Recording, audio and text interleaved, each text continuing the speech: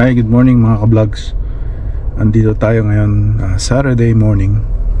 Yan at anuhin natin yung fence, kagaya na sinabi natin dun sa renter. Lalagyan ko lang ng stronger support para sa baba, hindi mag-lean over to the back.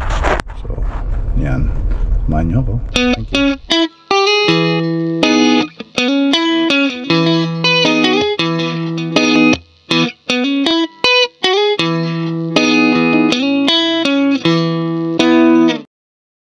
Ayan mga vlogs, daan muna tayo dito sa Princess Auto. Ayan, para tingnan natin kung makakuha tayo ng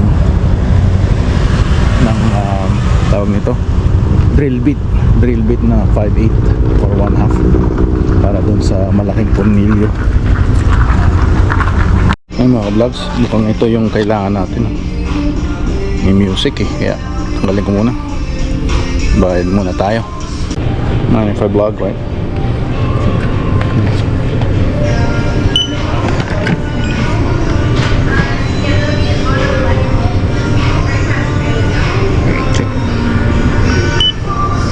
Mga vlogs, lang natin vlog. Si ate. Musta ate? Wala po. Ayan si ate. Hi. Aprilin. Okay, bye-bye. Bye. Yeah.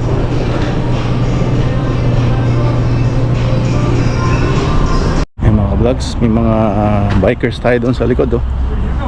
May mga meet up nila pag Saturday morning. Ayan mga vlogs, dito tayo magbubutas, oh, para maging ano siya, straight. Ayan.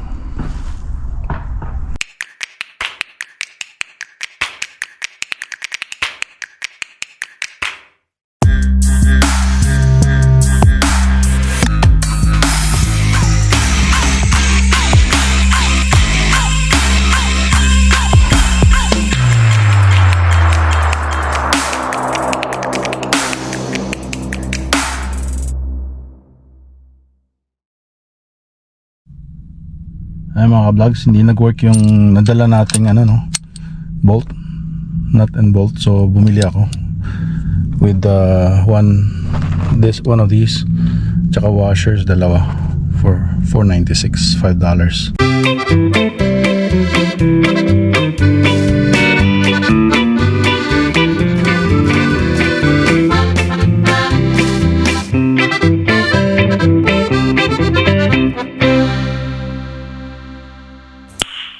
Nice. Have been destroyed. Thousands of people have either been ordered to leave or put on alert. Fortunately, no loss of life has been reported. Right now, there are flames on both sides of Lake Okanagan. The newer flare-up is on the east side. That's the Kelowna side. It's believed to be an offshoot of the main fire. The danger is very real. The situation very volatile. Mira Baines is in Kelowna tonight. Mira, we heard a lot from officials today about the immense challenges they're facing. The two of you, where are you going? You? Huh? I have a dentist appointment. Alright. You guys playing? Huh? How about you? Where are you going?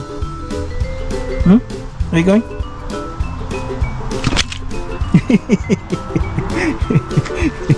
You guys are so alert. Yan mga ka-vlogs, tayo sa dentist natin. Yan, kanina nga pala yung ni-explain ko dun sa renter na I made it stronger yung sa bottom, pero kasi may aso pala siya na puta na, tapos lalaki daw.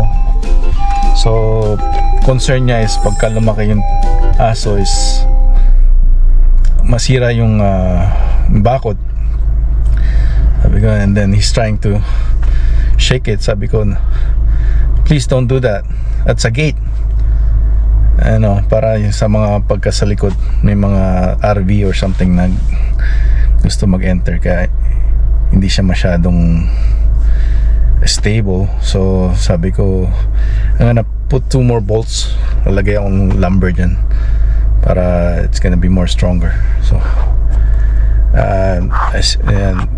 in-explain ko dun sa asawa niya na nagtatrabaho.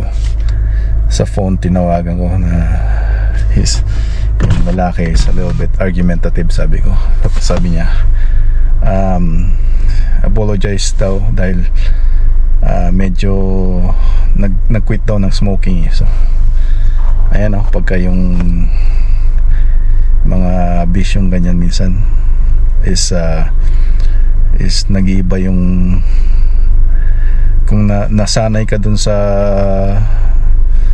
pag-i-smoke ng cigarette, tapos medyo sumasaya ka dahil doon, tapos pagka kinold turkey mo medyo mag-iiba yung iyong mood, no, pagka cold turkey. So yeah, I think you have to not eventually do cold turkey right away. You have to limit, maybe instead of like every day, maybe two or three times a week, and then you limit it from there. You stop eventually. So but don't do cold turkey right away. Yan. Alrighty, let's go. Yan mga vlogs, dito tayo nagpa-x-ray, nagpa-cleaning. Hinihintay ko yung dentista para tignan niya ang aking ngipin. Yan mga vlogs, dito tayo tapos na ang ating dental appointment at ito ay sa Skyline Dental Clinic. Bago yung mga equipment nila so and parang high-tech ang karamihan ng kanilang equipment. So it's good na natapos na ang ating dental appointment. Yan. Okay mga ka-vlogs, see you later. Vlogs, pizza tayo. Honey garlic. Honey garlic? Ito? Sayang ka?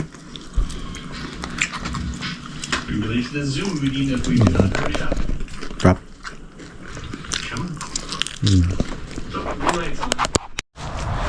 Ayan mga ka-vlogs, it's Sunday evening. Maglakad-lakad muna tayo. Wala, nanonood lang ako ng YouTube sa mga tungkol sa mga laptop, sa mga news ang nangyayari sa Kelowna, sa Northwest Territories.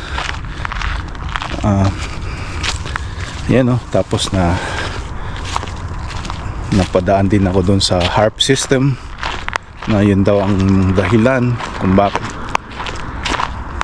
yung mga tsunami, earthquakes.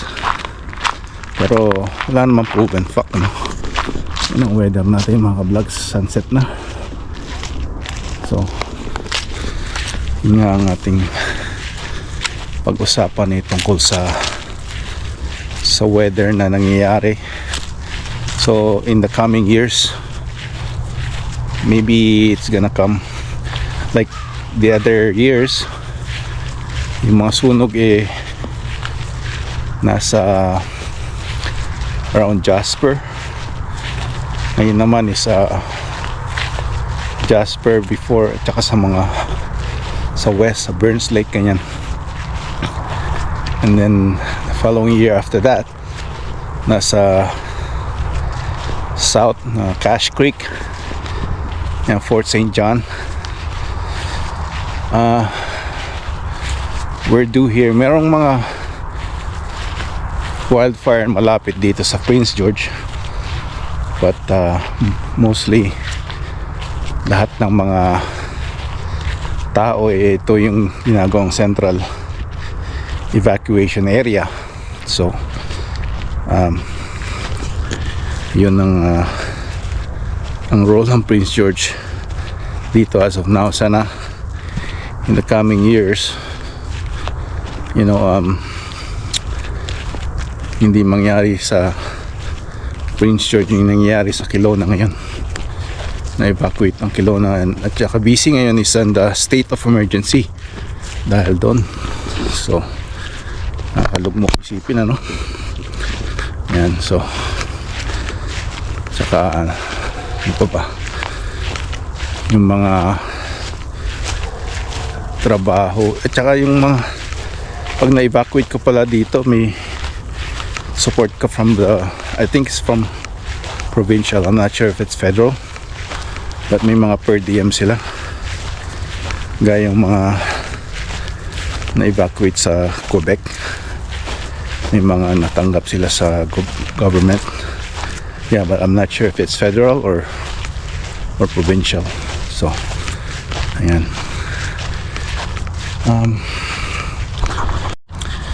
So yung carbon tax, no, it's for the environment, but nung simula nung nagkaroon yung carbon tax, there's more environmental disasters. So why put a carbon tax kung hindi naman pala nag-improve yung environment, right? So I think it's made just for money grabbing, right? So yan. Well, hopefully marami din namang programs na ginagawa ang government para sa Canada or Canadians, or sa mga permanent residents, saka sa mga immigrants, refugees, lalo na from Ukraine, yan. So daming na-donate ang Canada sa foreign countries, right? Lalo na sa Ukraine. I'm not sure about the Philippines, no? India, I think. Karamihan ng mga students and immigrants are from those countries. India, Philippines then, and I think Koreans. So it's just a matter of time na titigil din yung mga pilot program na yan, I think. So sa mga susunod na in the future is baka maiba ng government natin, no? Baka si Polibi na magaling si Polibi magsalita, lagi niyang binabara si Trudeau ba. Yan. So in any of my vlogs I don't really wanna discuss, religion, politics, and mga sensitive areas na iba't iba ang paniniwala ng tao, but mostly my own opinions about current events and work sa Canada and life in Canada, basically. So life in Canada, you basically have to make your own life here,